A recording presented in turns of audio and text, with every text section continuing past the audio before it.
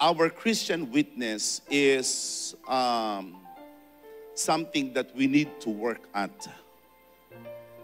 How are you as a neighbor in your community?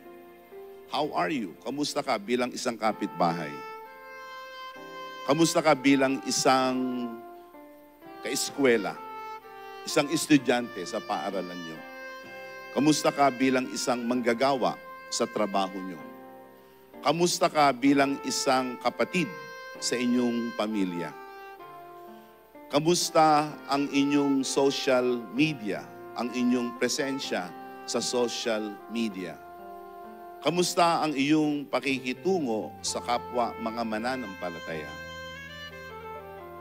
Sinasabi na ang pinakamalaking bahagi ng bagong tipan, naririyan pa ba kayo?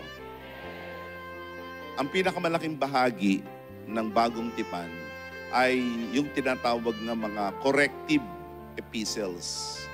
Mga sulat ni Pablo na itinutuwid ang mali sa iglesia. Kasi nga, maraming problema sa iglesia na tayo mismo nabibigo sa ating pagiging saksi. Sa bawat isa, we are not only meant to be witnesses to the world, but we are meant to be witnesses amongst each other.